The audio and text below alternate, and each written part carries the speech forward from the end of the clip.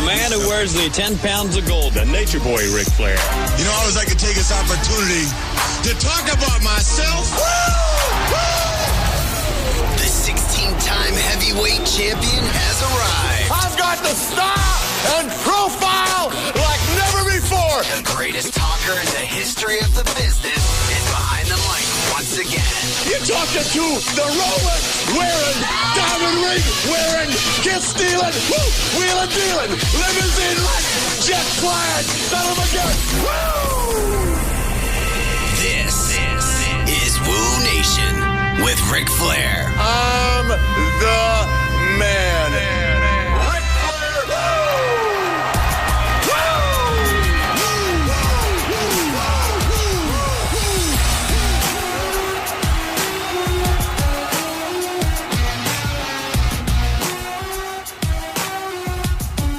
Hey, ladies and gentlemen, this is the nature boy, Ric Flair, 16 times your world champion, the host of Wooooo Nation, along with my co-host, the second, not the third or fourth, but the second wealthiest man in the state of Alabama, only recognized after the great Jim Andrews. That's Dr. Jim Andrews, the orthopedic surgeon that takes care of the world from Birmingham, Alabama. My good friend, my co-host, that makes more money than God. Not Vince McMahon money, but he's right behind him. Oh. Conrad Thompson. Our guest today, what can I say? P.S. Michael Hayes. Music coordinator, director of Behind the Scenes, a guy that has contributed so much time, energy, and thought into this business, lives it, breathes it every day, and if he's not inducted this year to the Hall of Fame as a single, which he should have been in 2011, but in Dallas, with so much that he brought to the Von Erich family with the Freebirds, Steve Austin quoted, I'm quoting Steve Austin, will not attend WrestleMania. Hello, Michael Hayes. Wow, how do I follow that? And by the way, Conrad, if Rick continues to be one of your best friends, you will slowly go down on the wealth chart. Oh, thanks, Mike. Make no mistake about it. You know, Mike, I always like my friends backing me up. Okay? Oh, man. Good to talk to you guys. How are you, buddy? I'm awesome, man. I am. I'm a blessed man. I woke up today. That's like you say it every day, right? Yeah, that's I check my pulse and blood pressure. I go to the gym, come back, check it again. There you go. And you know, we're still here. We are. That's saying a lot because unfortunately, there's a lot of us that aren't here anymore. Yeah, I know. Now, that's the sad side, but you know what? We can't focus on that and dwell on it. We have, you and I, the last couple of months, rather, have had a lot going on with two guys that we were both very close to. But we just hope every day gets better. And, Michael, I just can't tell you, before we get going on your career and your life, just how much I appreciate you've done for my daughter, Charlotte, who recognizes Michael Hayes. And, it's funny because they've known each other forever under different circumstances. But my daughter recognizes Michael Hayes as, a very close friend, and she has come so far in a short period of time, but guys, make no mistake about it. She's had the support of Michael and Hunter and from me, of course, but I mean a lot of people that care about her, and she's one of the people that I just told her today, if you have a problem, go talk to Michael Hayes. I mean, that's where we're at in our personal relationship. Aside from our friendship and all the fun we used to have, which we will not talk about.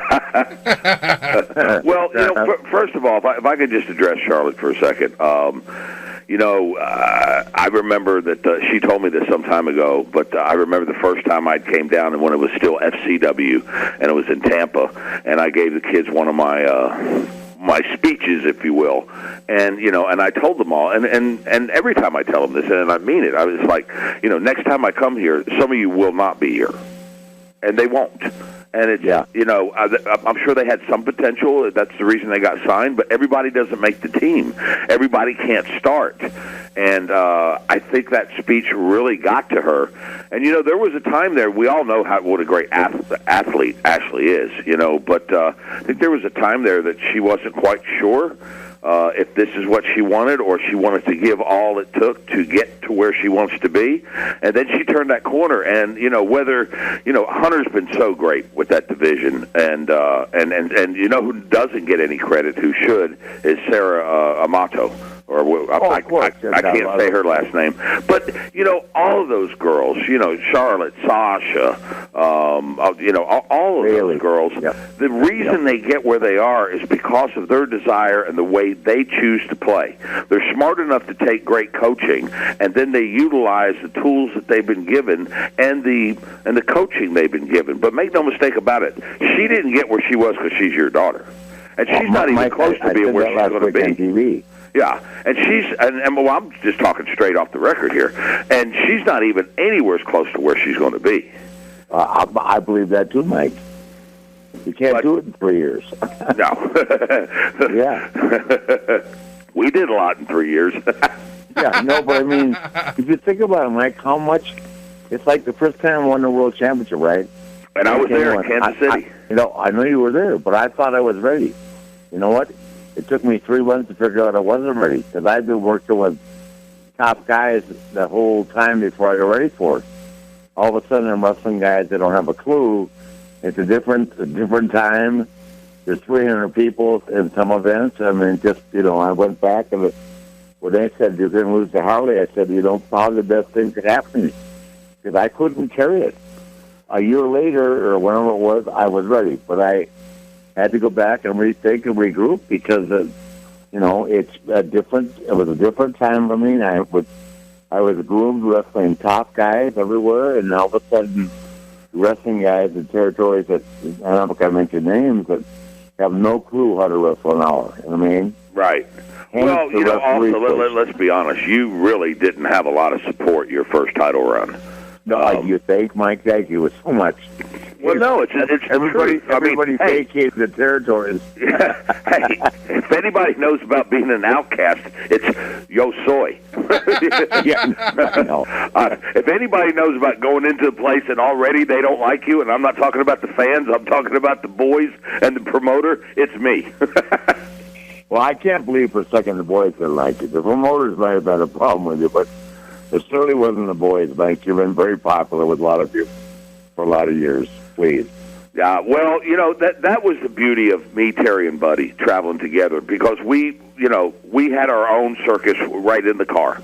I mean, we were going to have fun no matter what. No. To what level that fun went is a whole other discussion. Yeah. But I can guarantee you, there was never one time I can tell you with Terry and Buddy that it was ever boring. Well, I could pretty much say the subject about me and Aaron, but once again, we can't discuss it. Well, I can discuss anything. I'm single. No. Only by the head issues. I mentioned that on the Dusty podcast, and you and I, you don't have to worry about anything, but still, it's just sometimes something that's left for the mind to think about. Yes, they are, and I will not disagree with that. Yeah, thank you. So I'm curious, you guys have a long history together. Mr. Hayes, when did you guys first meet? Ironically enough, I think the first time I ever saw Ric Flair was in the old Atlanta airport, and I was a young teenager on my way to go wrestle in Germany. Don't tell this story.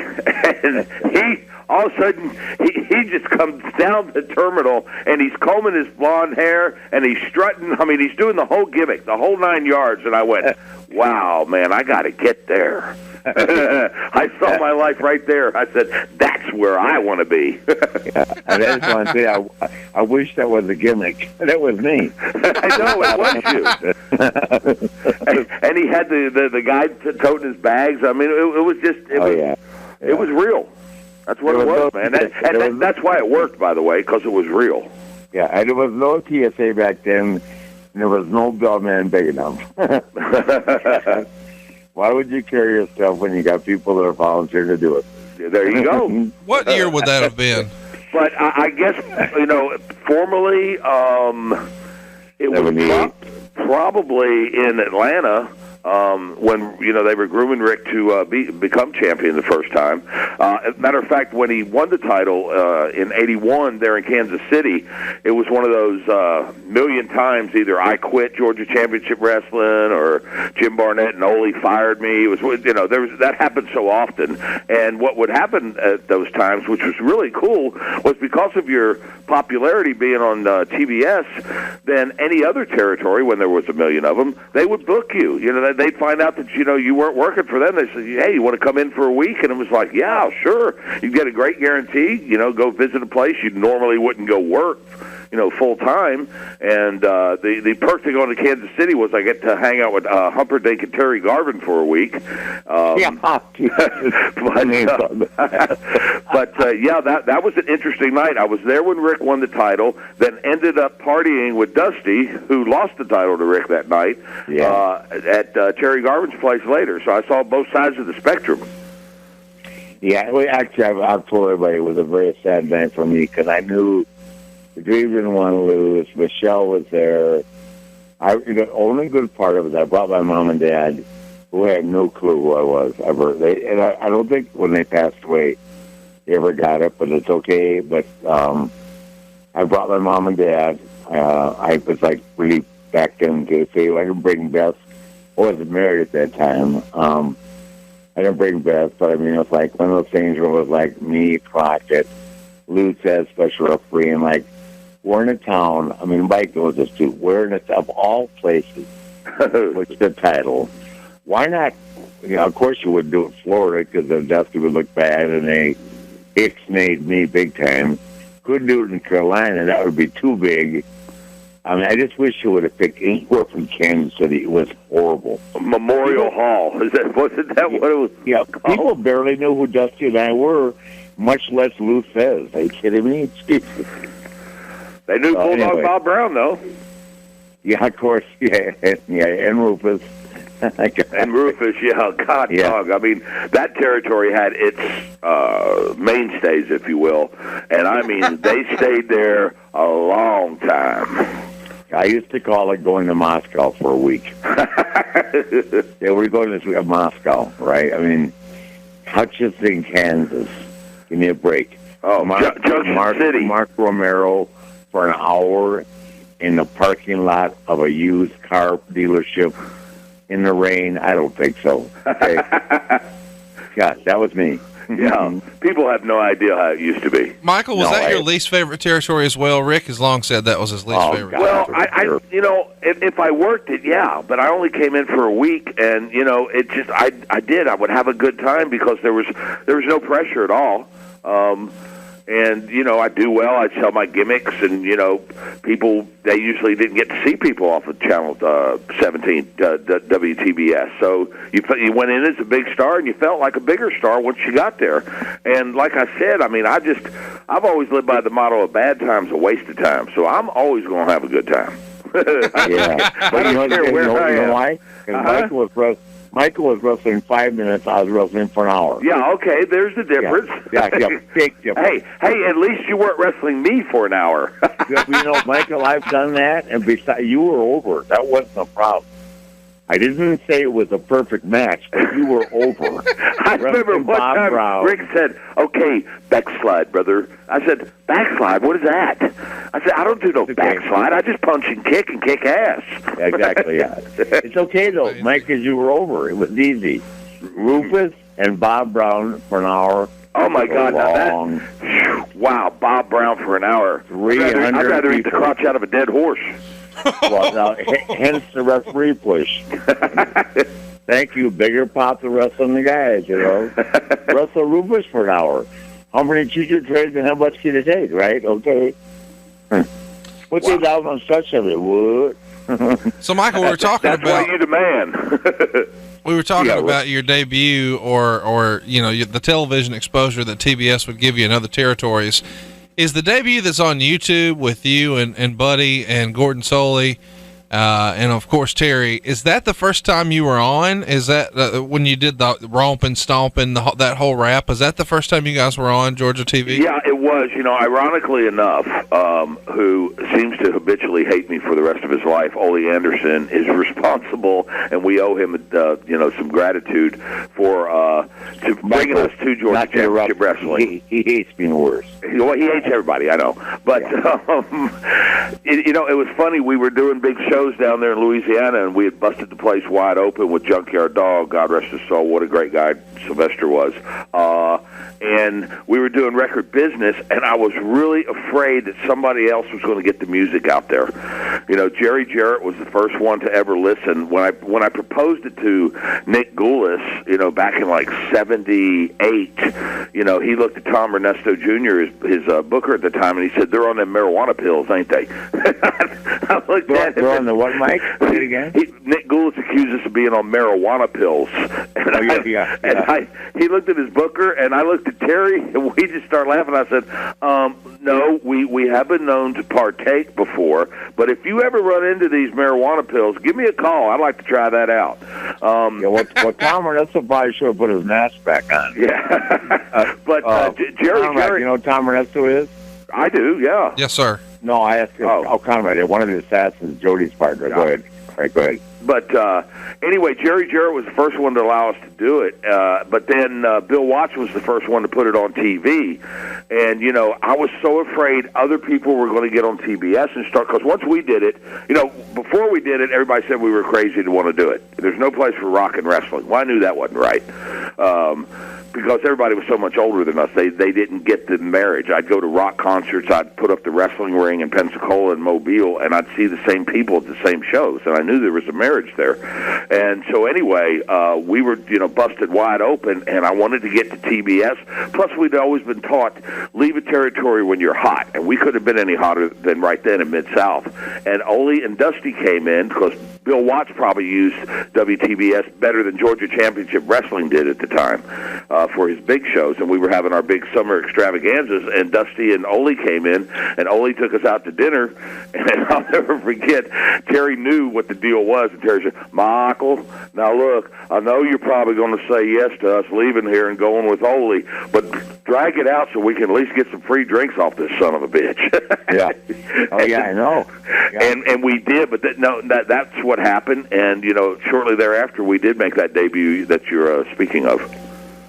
Yeah, but I mean, I think, maybe I'm off a little bit now, because I always credited you with kicking the music off in Dallas, so it was actually before Dallas. Oh, yeah, long before then. It was, we started it in '79 in Memphis, Tennessee, ironically enough, and it was funny because when we did it, there was, you had vinyl records, you had an album. And so I gave the record to Jerry Jarrett that Monday, and we're wrestling against Dundee and Lawler. And, he brings this custodian, this janitor in, and says, just tell him where he needs to, put it. And I'm thinking, oh, God, he's never going to put it on the right, the right song. And we're just going to play Give Me 3 Steps or something. Tuesday's gone. Lo and behold, to his credit, he did play the right song. And, man, I'll never forget, they twirled the spotlights just like, I won it, and had the house lights down. Never forget looking in that ring, and Jerry Lawler had his arms folded. And that's when he's mad. And I thought, oh, he doesn't look happy. And then the next Saturday on TV, he turned heel on Dundee. So that kind of killed our thing. I mean, he saw the writing on the wall, and then we saw the writing on the wall. We all love Jerry. We know the deal. Hey, I'm going to tell you something about Jerry Lawler. When I was young, I couldn't stand him. That's one of the smartest men that this business has ever seen. Oh, God, first of all, I'll never deny that. I've been around him. And you can't. Jerry is such a nice guy. You can't get upset with him. Right. He's slick.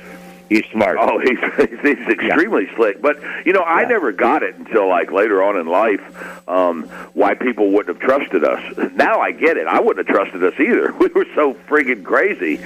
Or trust anybody. Because when you put somebody on top, they're responsible for your well-being and feeding everybody. Michael, I'm going to say this to your behalf right now. You guys were never afraid to do the favorite. Let's be honest. No. Jerry. First of all, if you Jerry was a little difficult to find on the do the favor round. On the return. Yeah, we left 50,000 people waiting for him and Dundee to show up. Russell, go beware. Give me a break. Thank you. All the ladies love Slick Rick. You know they love Wooooo Nation. Don't go anywhere. I'll be right back. All right, Rick, it's time to talk about SeatGeek, and here's the deal. If you really like the show, you really enjoy Wooooo Nation, SeatGeek helps make sure you get this show every single week for free, so check them out. Download the SeatGeek app, and you're going to get tickets to all the good games. What games are you looking forward to, Rick? Actually, I'm looking forward to Alabama. I know that you'll be in Europe and won't be around to see, but I know you'll be texting me, and Georgia. I want Alabama. I'm pulling for you at last to beat Georgia in Athens, Georgia. Wait a minute. In the history of our friendship, this might be the first time you've ever actually pulled for Alabama. You hate Georgia bad. Well, I pulled for Alabama big time against Notre Dame a couple of years ago because I didn't think the Irish were there, and obviously 45-0, they didn't deserve to be. But I'm telling you right now, because of our friendship and just because I don't like anybody in Athens, nothing personal, I just think that Mark Richt been there a long time not to win. Nick Saban has won, and I want Alabama to win in Athens Saturday.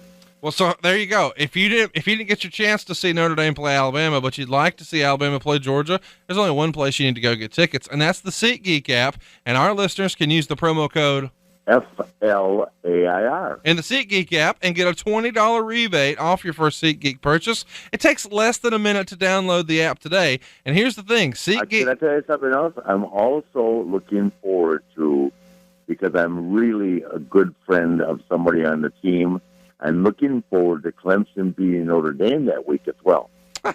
In Death Valley.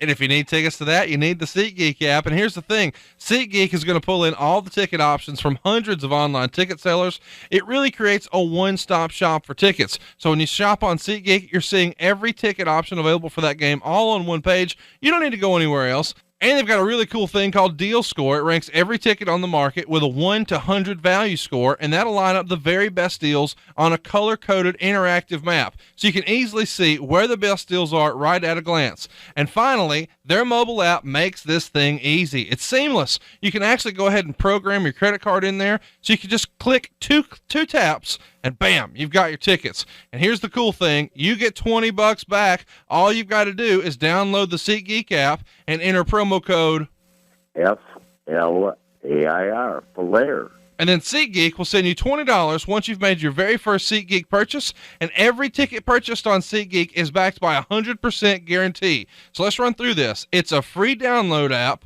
There you go, SeatGeek. It's free. Download it. And next time you need some tickets, get $20 off. Just use the promo code, support the show, support our sponsors who bring you the show for free every single week. Support SeatGeek.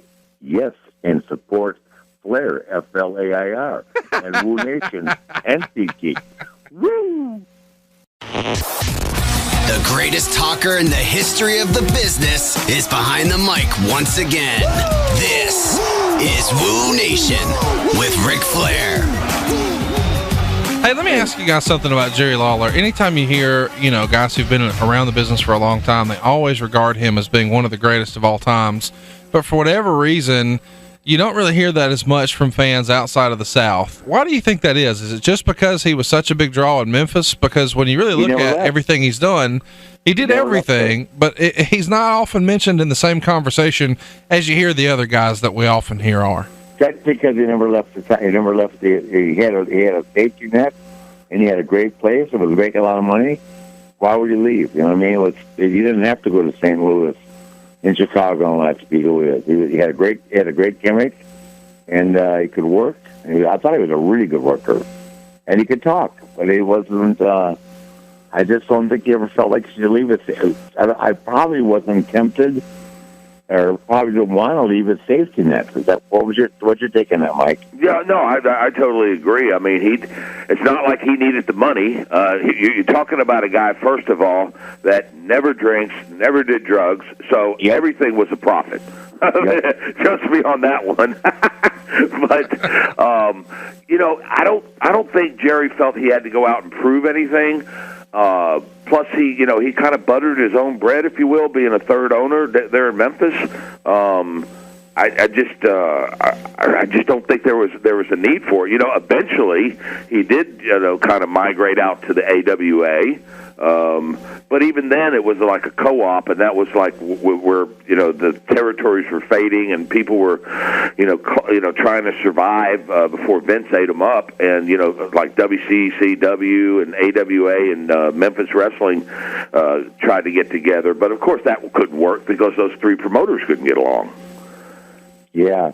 Well, it's funny because to me, Jerry, I understand he worked with Kurt and Zabisco, I guess, but Jerry would not have been a bad champion, but they wouldn't trust him to give it back. That was the problem. Which is really, it's unfair to judge Jerry on that subject, because that's what they did in Tennessee. They didn't do things by the book.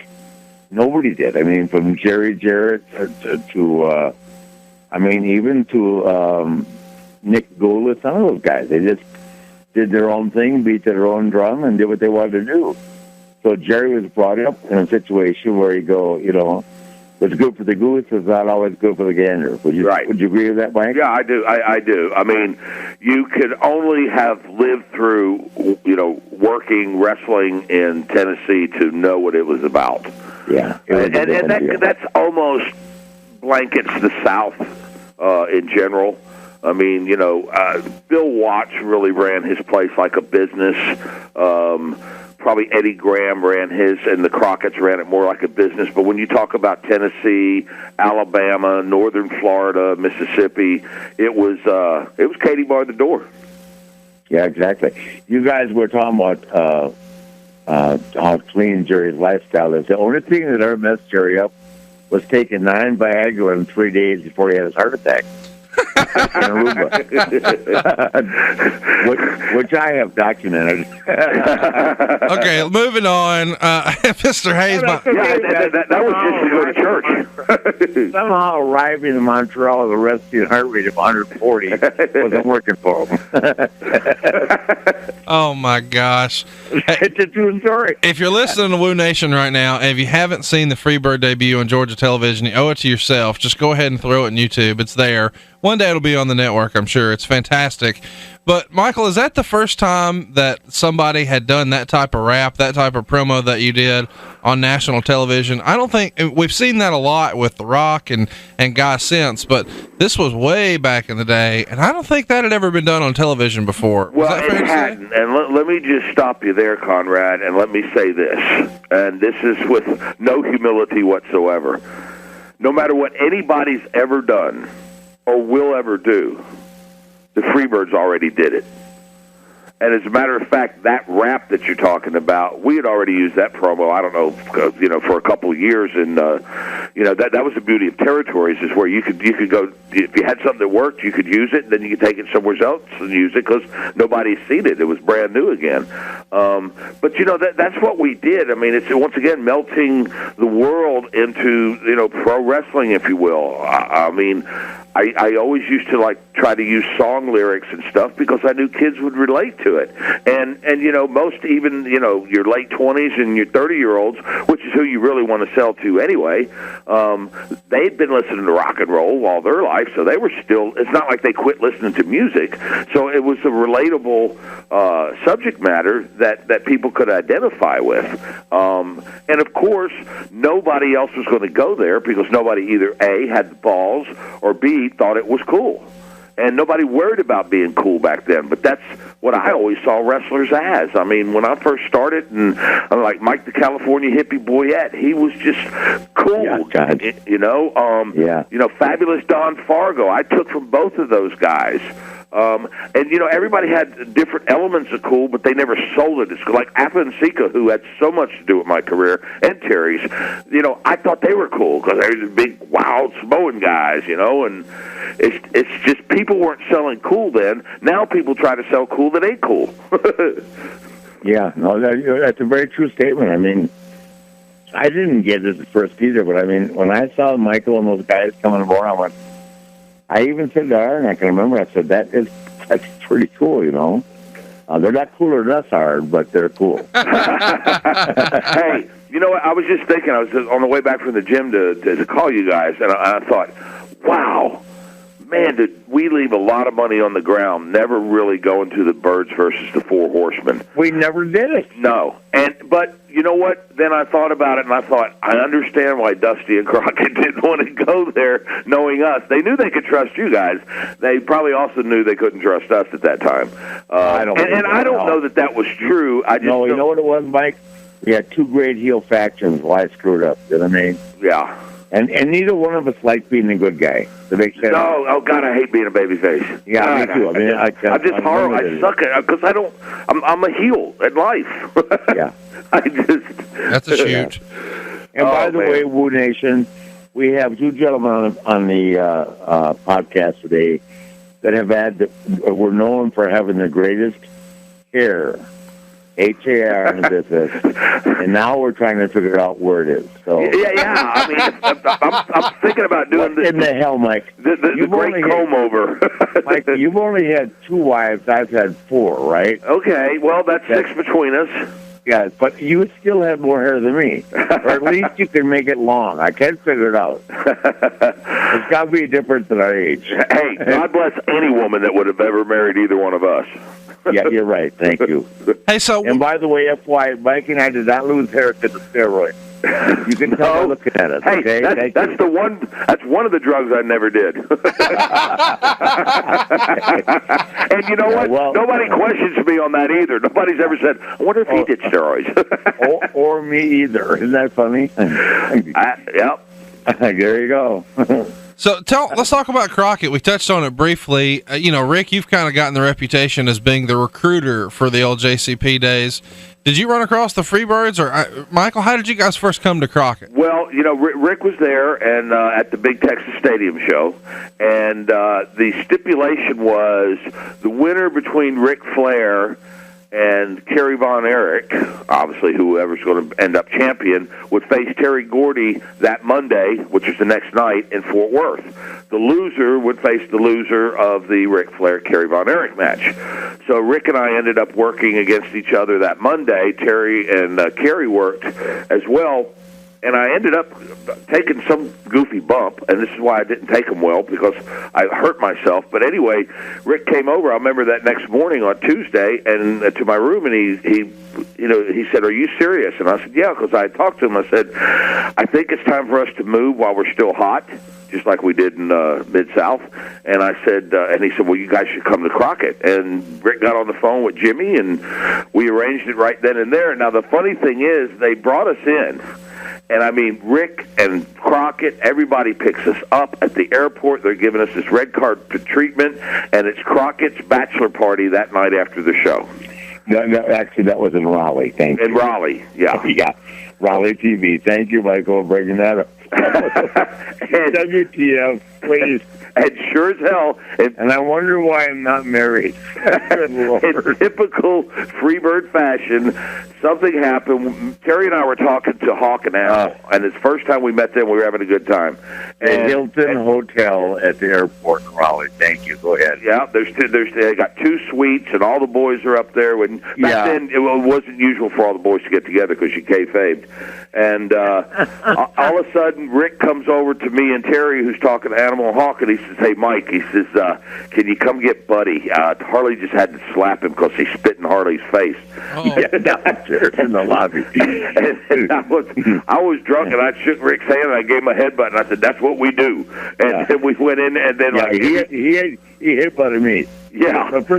When the Freebirds were having fun, Conrad, you're lucky when you invited them to your house. Headbutt you. Okay? It doesn't matter. or Jesse or Kansas. Okay, go ahead. Yeah, headbutts and urination were big in our lives back then. Yeah, thank you. And anyway, then it just got out of hand because this wasn't too far after the Saito Patera thing at the McDonald's. Next thing you know, there's like 40 Raleigh cops coming in. Yeah, you think all of them who knew me. Rick, what's going on? Well, come on. This is my friend Michael Hayes, who's really a nice guy, who has no control over Buddy Roberts.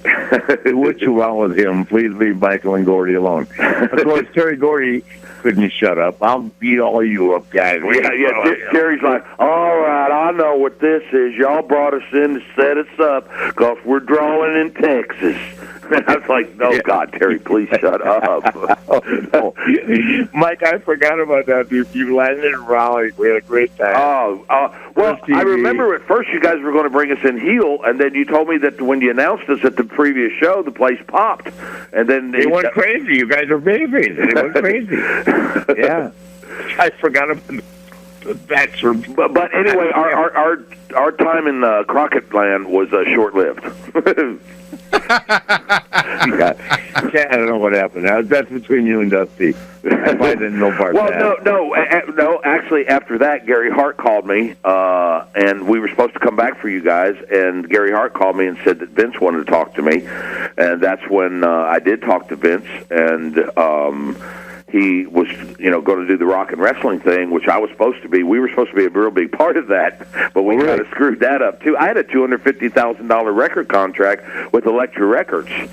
I know you told me that, yeah. Yeah, but that didn't work out real well, our stay in WWE. Now, legend will say that Vince fired us, but the truth of the matter is we walked out, Michael went back, and Vince fired Michael. That's how that happened, but the Freebirds walked out. And I'm not bragging about that. It was a bad decision. Terry. No, but these are things that are, I remember all this stuff vaguely because I only, try to focus on stuff that was bad for me. We've all had those moments, but I just have to tell you something. Go back for 1 second, okay? Okay. It is so important that everybody knows this.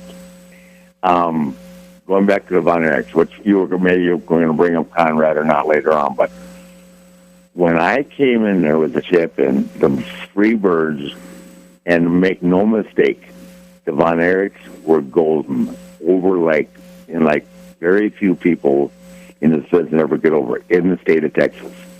A couple of them in St. Louis as well. But in Texas, they were gold. But like every relationship, whether it's pro football, baseball, pitcher, whatever it is, right? You have to have someone to play off. And the Freebirds came to Dallas when the Von Erichs were coming into their own, and God only knows how big it was. I was lucky enough to come in and work there on top. And yes, did I think I was over? Yes, but I think I brought something to it. But the mainstay of that organization was the Freebirds against the Von Erichs. And at the big show in the stadium with Terry and I, the match, I'm telling you, I went out to watch it myself. Michael, Terry, and Buddy against Fritz, Kevin, and Mike, right? Yeah, it was Mike. Yeah, Mike came in, right? I swear to God, I've never seen anything of my life. Michael's not afraid to carry the whacker. Certainly Gordy was, and Buddy. And, man, they all used, and Fritz Von Erich had the claw on all of them. And I'm telling you, 60,000 people, 50 people, whatever it was, were out of their minds. And I had to go out to a Terry who was already at somewhere between Pluto and Saturn, which everybody knows, before the match, just watching, get ready. So I just said, here's the deal, Terry. We could do the claw, which would be the easiest, but they've already done it 14 times, and they have enough blood out there to swim in. Can you do the backslide? And he goes, well, can we practice it? I go, yeah, we should. I don't know why I'm laughing. I would have had to practice it too. No, but this is the guy going to be the world champion. Yeah, I think one thing. Michael, I swear to God, that match, when they heard it coming, they built it. One thing about Fritz, and I'll say this, from the bottom of my heart, I'll always believe it, in denial about his kids. I wish he had done something, but it's in denial. Mantell dealt with it. We dealt with it. What's our referee's name? Manning dealt with it. Everybody told him it was denial. So Those are choices he made in life. But the guy was over in his own territory, and those kids were over, and they had the Freebirds. And, man, I'm telling you, every night. I can remember one time I was talking to Mike.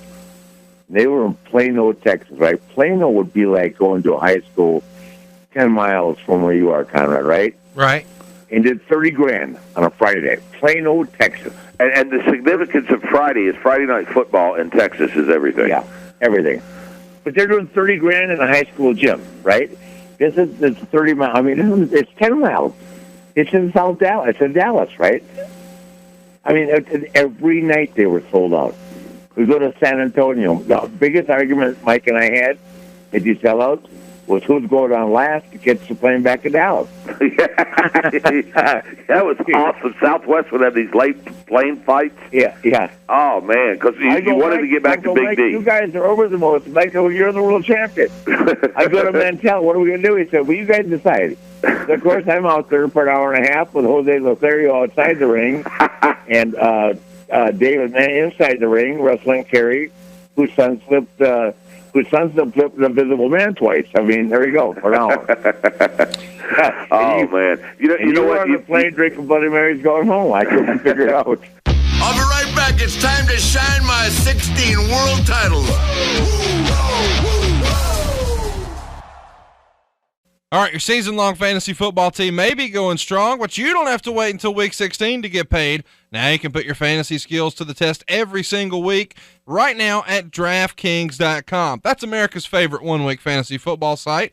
And, Rick, with one-week fantasy, there's no season-long commitments. And if you get an injured player, no problem. Imagine if you got stuck with Tony Romo. Man, you'd be up a creek right now. It's a brand-new season, though, now at DraftKings.com. DraftKings is crowning a new millionaire every single week this season, and now you can finally turn your love of fantasy football into the payday of a lifetime. You just pick the players, pile up the points, and pick up your cash. It really is that easy. You've never experienced football like this before. It's not fantasy as usual. Imagine if just this past Thursday you had the Giants kicker or the Giants defense, you would have blown it out of the doors. But if you got Kirk Cousins, well, probably don't wish you had him next week. You get a brand new start with DraftKings.com. This is DraftKings. Welcome to the big time. Hurry to DraftKings.com right now and use promo code FLAIR. And then you're going to play for free with your first deposit in this Sunday's $1 million fantasy football contest, where the first place takes home $100,000, and all you've got to do is enter promo code FLAIR for free entry now. And where do they need to go, Rick? To DraftKings.com. Woo! DraftKings.com. DraftKings.com. Woo-hoo. This is Wooooo Nation with Ric Flair. I know it's kind of silly, but you guys have talked about Southwest to me independently. Kind of catch everybody up listening to Wooooo Nation right now. How much has Southwest changed, and what was it like back in the day? Because all the boys used to love just like to say one name that was before airlines. Everything went. Yeah, I mean, we would sit in the back of the plane, me and my mate, with the flight attendant on our lap, drinking. Pretty much. Hey, right, Mike? And sometimes they weren't just sitting on our lap. Okay, well, Mike, there you go. But it was go-go boots and hot pants and. Anybody, unlike today when you have to have... As long as I have a face, you have a place to sit. No. Yeah.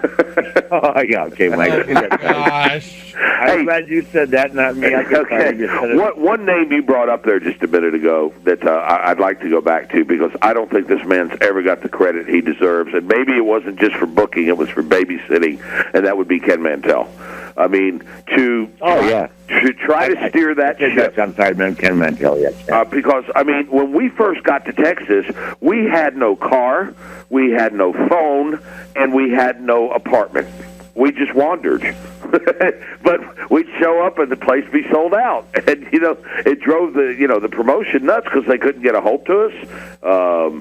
but we didn't care. We were almost like superstitious to this, to the fate where we were going like, well, this is working. The business is popping, and the reason it all popped, make no mistake about it, was that one night, that infamous night in the Reunion Arena with Kerry and Rick in the cage, and that infamous. Now everybody does it, but that was the first time I'd ever seen it. Terry slamming the cage door on Kerry's head. And it was. Well, like, were you the referee? I was the referee. That's right. Okay, I thought drunk you as hell. No, don't say that. I would have never brought that up. No, I just had a few libations on the way from Pensacola to Dallas in the airplane in first class, and I was ready for the evening. Yeah. And by the way, once again, when Terry got in the ring with me, we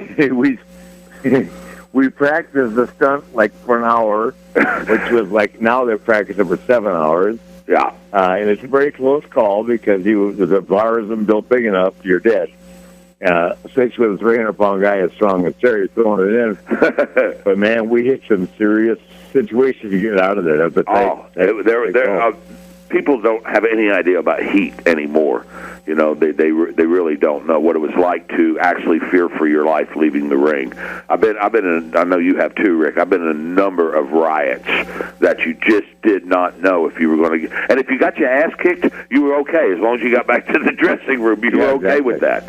Oh yeah, I was the one in Richmond where they stabbed Bill Eadie, and Bill's the one that ran in. So I've seen the bad ones, yeah. Yeah.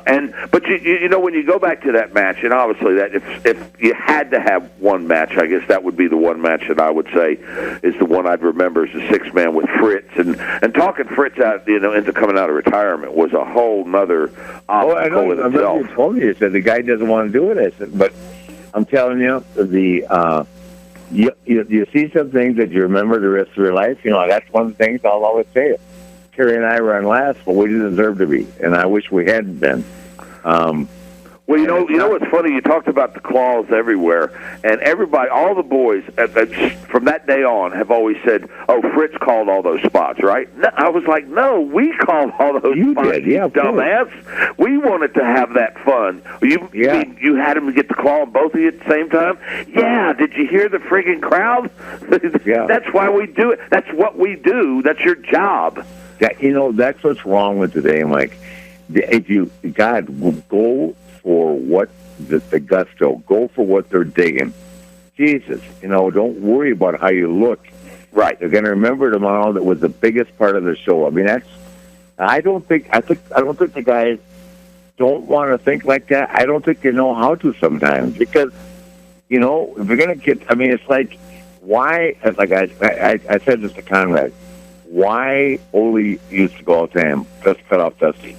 Why would you cut the guy off if the people are standing? Right? In the fan tags, the Horsemen against Dusty and Magnum and Road Warriors. Why would you cut them off?